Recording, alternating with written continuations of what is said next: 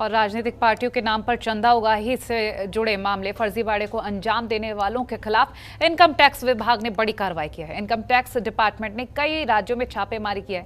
उत्तर प्रदेश में कई ठिकानों पर आईटी विभाग की टीम ने छापेमारी की है। दावे किए जा रहे हैं कि ये छापेमारी टैक्स चोरी और करोड़ों के फर्जीवाड़े मामले में की गई है। गुजरात, दिल्ली, उत्तर प्रदेश, महाराष्ट्र, हरियाणा और कुछ अन्य राज्यों में छापेमारी की जा रही है। बताया जा रहा है कि पॉलिटिकल फंडिंग मामले में इनकम टैक्स देश भर के 100 ठिकानों पर छापेमारी कर रहा है। देश से लेकर उत्तराखंड, दिल्ली से लेकर उत्तराखंड और राजस्थान जैसे राज्यों में आईटी की टीमें पहुंची हैं। बताया गया है कि दिल्ली के कई कारोबारी टैक्स चोरी के मामले में इनकम टैक्स की रडार पर हैं। जयपुर में भी कारोबारियों के ठिकानों पर रेड हुई है। राजस्थान में मिड डे मील में कमाई करने वालों पर इनकम टैक्स की छापेमारी चल रही है। अशोक गहलोत सरकार में गृह राज्य मंत्री राजेंद्र यादव और मिड डे मील कारोबारी समूह पर आयकर छापा पड़ा है। राजस्थान के साथ दिल्ली, महाराष्ट्र, उत्तराखंड में भी छापेमारी चल रही है। राजस्थान के गृह राज्य मंत्री राजेंद्र यादव के 53 ठिकानों पर इनकम टैक्स ने छापे मारे हैं। वहीं राजेंद्र यादव के शिक्षा संबंधी कई बिजनेस भी हैं। वो मुख्यमंत्री अशोक गहलोत के करीबी हैं।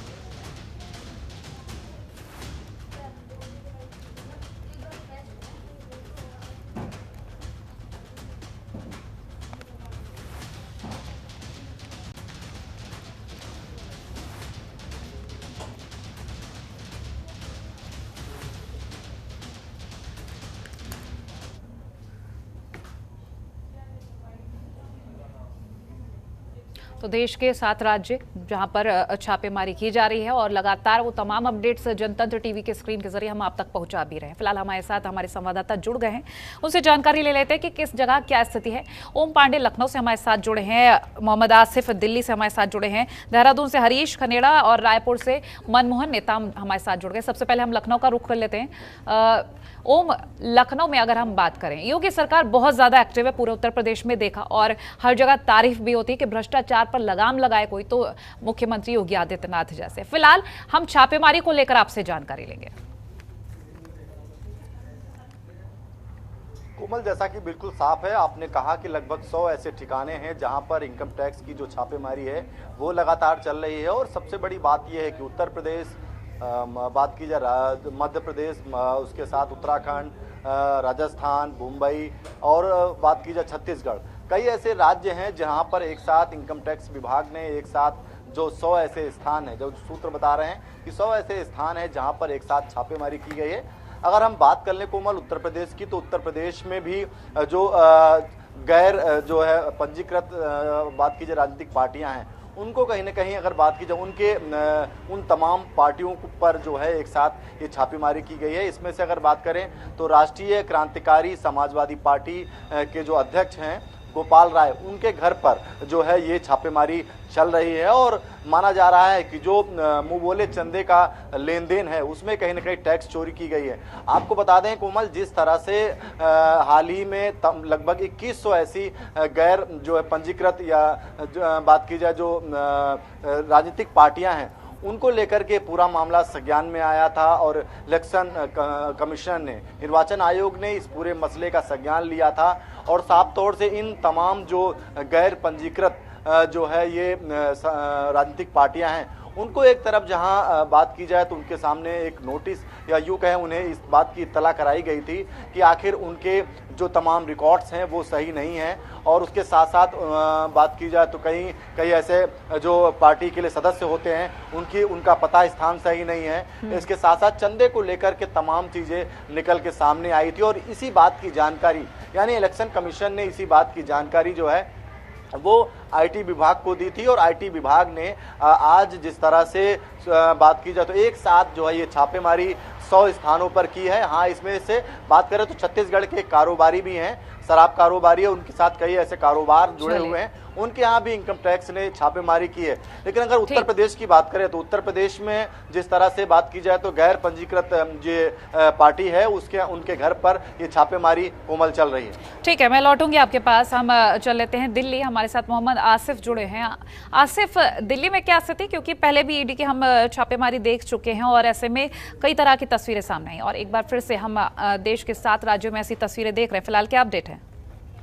जी हाँ कोमल, मैं आपको बता दूं, आज सुबह 6 बजे से लगातार दिल्ली, लखनऊ और उत्तराखंड, उसके अलावा छत्तीसगढ़ की हम अगर बात करें तो लगातार एक साथ कहीं काफी जगहों पर आयकर विभाग की जो जिस तरह से रेड चल रही है, वो कहीं ना कहीं एक बहुत सीधा संदेश दे रही है कि जिसमें पंजीकृत और पंजीकृत जितनी भी चुनाव से जुड़ी संस्थाएं हैं उनके ऊपर ये कार्यवाही चल रही है। कहीं ना कहीं अगर हम बात करें तो राजनीतिक फंडिंग जिसको कहा जाता है कि कहीं ना कहीं ब्लैक मनी को वाइट करने के लिए इस तरीके का इस्तेमाल किया गया है, उसको लेकर ये पूरी कार्यवाही चल रही है। कि अगर हम बात करें तो साथ ही साथ कि जिस तरीके से जैसे जैसे चुनाव नजदीक आते हैं, कई नई राजनीतिक पार्टियां जुटती है जो सिर्फ अपने पैसों को ब्लैक से व्हाइट करने के लिए सिर्फ राजनीतिक पार्टियां बनाती हैं, कहीं इलेक्शन नहीं लड़ती है, वो किसी भी तरीके से किसी भी राजनीतिक माहौल में उनका कोई भी लेना नहीं होता।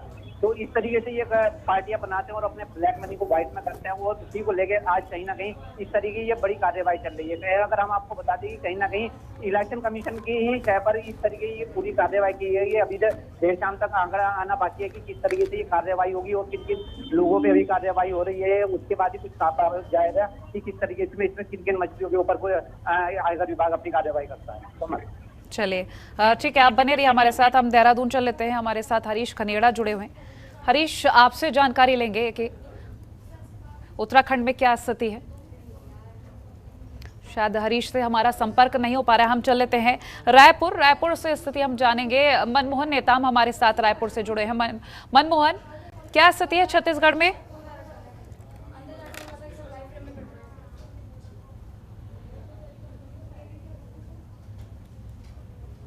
मनमोहन, मेरी आवाज मिल रही है? मनमोहन, मेरी आवाज मिल रही है? छत्तीसगढ़ के राजधानी रायपुर समेत छत्तीसगढ़ के रायगढ़ में भी आईटी का छापा पड़ा है और इस आईटी के छापा पड़ने के बाद भूपेश बघेल ने केंद्र सरकार पर एक निशाना साधा है और उन्होंने कहा है, एक बात बता दूं कोमल की छत्तीसगढ़ के मुख्यमंत्री भूपेश बघेल बीते दिनों ही एक बयान दिए थे कि और उन्होंने कहा था कि जैसे जैसे चुनाव नजदीक आ रहा है वैसे वैसे केंद्र सरकार आईटी और ईडी का किस तरीके से दुरुपयोग कर रहा है, तो बहुत जल्द छत्तीसगढ़ में भी आईटी और ईडी का छापामारी कार्रवाई होगी। और उनका इशारा केंद्र सरकार पर इसलिए था कि केंद्र सरकार लगातार छत्तीसगढ़ में छापेमारी कार्रवाई कर रही है, तो भूपेश बघेल ने केंद्र सरकार के ऊपर हमला बोला है और उन्होंने आरोप लगाया है कि केंद्र सरकार आईटी और ईडी का गलत उपयोग कर रही है, उसका जिस तरीके से उपयोग कर रही है और राज्य सरकार को परेशान कर रही है। तो एक बात बता दूं कोमल कि आज छत्तीसगढ़ के राजधानी रायपुर समेत रायगढ़ में भी आईटी का छापा पड़ा है। आईटी के इस छापे में शराब कारोबारी और स्टील पावर कंपनी के जो फैक्ट्री के जो संचालक हैं उनके घर पर भी छापेमार कार्रवाई की गई है और इस छापेमार कार्रवाई में जो शराब कारोबारी है अमोलोक दास भाटिया, लाविस्टा रामदास अग्रवाल और उनके पुत्र हैं सुनील और अनिल, और स्टील एंड पावर फैक्ट्री के आर के गुप्ता, ऐश्वर्या किंडलम और नटवर रतेरिया रायगढ़, मुकेश अग्रवाल खरसिया, इन सभी के घर में छापेमारी कार्रवाई चल रही है। और जिस तरीके से यह छापेमारी कार्रवाई चल रही है, इस पूरे कार्रवाई में कहीं न कहीं मीडिया को तो पाबंदी है ही, लेकिन इस पूरे छापेमार कार्रवाई में कुछ बड़ा खुलासा हो सकता है, शाम तक क्लियर होगा। लेकिन इस पूरे आईटी के इस छापेमार कार्रवाई में सीएम भूपेश बघेल ने केंद्र सरकार के ऊपर आरोप लगाया है। जी चलिए, आपके पास लौटूंगी। मोहम्मद आसिफ के पास हम एक बार फिर से जाएंगे। आसिफ, आपसे जानेंगे क्योंकि हम पिछले कई दिनों में कई सारी और तस्वीरें देख चुके हैं और अब की जानकारी हमने आपसे ली, अपडेट ली, लेकिन निष्कर्ष को अगर लेकर बात करें, कुछ सुराग की बात करें तो हाथ क्या लगा? मैं आपको बता दूं कि अभी जो आईटी विभाग की जिस तरह से कार्यवाही चल रही है उसमें अभी पूरी तरीके से विश्लेषण आना बाकी है, क्योंकि जिस तरह से कि राजनीतिक पार्टियों को कितना चंदा मिला, उसका कितना उपयोग किया गया, कि कहाँ पे उसका खर्च किया गया, आयकर विभाग उसका पूरा ब्यौरा तलाशेगी और किन किन लोगों के माध्यम से ये चंदा आया है उसकी भी अभी तलाश जारी होनी है। तो कहीं ना कहीं अभी कुछ भी कहना जल्दबाजी होगी, क्योंकि अभी इस पूरे मामले में देर शाम तक अभी आयकर विभाग से और से भी प्रतिक्रिया आने की बाकी है, क्योंकि कहीं ना कहीं जो एक बहुत बड़ी रकम जो होती है जिसका प्रयोग इलेक्शन में किया जाता है, ये पूरा इलेक्शन कहीं ना कहीं बहुत बड़ा एक चंदा भी होता है जिसमें राजनीतिक पार्टी पूरा अपना जिस तरीके से अपने जो चुनाव है उसको इलेक्शन को लेकर लड़ती है, वो कहीं ना कहीं अभी एक देखने वाली बात ये होगी कि जितनी भी ये अभी पार्टियां जिनके ऊपर कार्रवाई होनी है वो कहीं ना कहीं फंसी हुई नजर आ रही है, क्योंकि पूरी तरीके से अगर हम बात करें तो चुनाव की वेबसाइट पे अगर हम जाकर देखेंगे तो लगातार 1000 पार्टियां ऐसी है जिन्होंने अपना रजिस्ट्रेशन कराया है, लेकिन उनमें बहुत सारी पार्टियां ऐसी हैं जो इलेक्शन नहीं लड़ती है, लेकिन इलेक्शन के नाम पर चंदा तो लेती हैं, लेकिन उसका कहीं भी वो किस तरह से उन्होंने उसका खर्चा दिया है उसका ब्यौरा नहीं दे पाती है। तो अब पूरी आयकर विभाग की जो टीम जांच कर रही है वो पूरी तरीके से सारे दस्तावेज भी खंगालेगी, उन लोगों का पूरा ब्यौरा भी खंगालेगी और उसके माध्यम से कि किस किस जगह पे ये कितना पैसा इकट्ठा हुआ है और कहाँ खर्च हुआ है या नहीं हुआ है और किस तरीके से किस किन लोगों के बीच में ये पैसा बचा हुआ है, उसके भी अभी जांच होनी बाकी है। तो अभी देर शाम तक की हमें सब्र करना पड़ेगा, उसके बाद ही हम आगे की निष्कर्ष पर पहुंचेंगे। चलिए, आप बने रहिए, हरीश कनेड़ा के पास जाएंगे। हरीश, उत्तराखंड में आप अपडेट लेंगे, क्या अपडेट है फिलहाल? देखिए कुमल, जिस तरह से लगातार छापेमारी तमाम जगहों पर की जा रही है इनकम टैक्स के द्वारा, तो वहीं उत्तराखंड में भी इसका असर देखने को मिल रहा है। अगर हम उत्तराखंड कुमाऊं रीजन की अगर बात करें तो कुमाऊं मंडल के किच्छा में भी जो राजस्थान में जो यहाँ पर जो राज्य गृह मंत्री हैं राजेंद्र यादव, उनके ठिकाने हैं और उनके जो आवास है वहां पर भी छापेमारी की गई है। और साथ ही साथ जो रुद्रपुर रोड है वहां पर एक फ्लोर मिल है राजेंद्र यादव की, उनके उस मिल पर भी छापेमारी की गई। तो निश्चित तौर पर जिस तरह से लगातार यहाँ पे छापेमारी तमाम जगहों पर की जा रही है, 100 से ज्यादा जगहों पर छापेमारी की जा रही है आज जिस तरह से, तो वहीं इसका असर आपको उत्तराखंड में भी देखने को मिल रहा है कि उत्तराखंड में भी जो राजस्थान में जो राज्य गृह मंत्री हैं राजेंद्र यादव, उनके ठिकाने हैं और उनका जो आवास है उस पर भी छापेमारी की गई। सुबह लगातार जिस तरह से एकाएक वहां पर छापेमारी की गई है, तमाम जो आसपास के लोग थे उनकी भी भीड़ जमा हुई थी और उसके बाद हालांकि जो लोग हैं उनको अंदर जाने की अनुमति नहीं दी गई है और पूरी तरह से यहाँ पर सील कर दिया गया है, पूरा घर सील कर दिया गया। उसके बाद जो उनकी जो यादव नाम से जो यहाँ पर फ्लोर फैक्ट्री है उस पर भी यहाँ पर छापेमारी की है। तो बिल्कुल साफ है कि कहीं न कहीं जो भ्रष्टाचार को लेकर के लगातार सरकारें इस तरह का जो कार्य कर रही है, एक तरफ जो एक बड़ा जो पैसा इकट्ठा किया जा रहा है या फिर यूं कहें कि जिस तरह से जो इनकम टैक्स के जो टैक्स चोरी की जा रही है उसको लेकर के बड़ी कार्रवाई समय की जाएगी है। जी चलिए, आप सभी संवाददाताओं को बहुत शुक्रिया हमारे साथ जुड़ने के लिए और ये ताज़ा जानकारी साझा करने के लिए। तो बता दें, देश के 7 राज्यों में छापेमारी चल रही है, 100 ऐसे ठिकाने जहां छापेमारी की जा रही है। फिलहाल आपको बता दें 100 से ज़्यादा ये जगह बताई जा रही हैं। अपडेट ये कि धीरे धीरे हाथ सबूत लग रहे हैं। आयकर विभाग ने 7 राज्यों में छापा मारा है।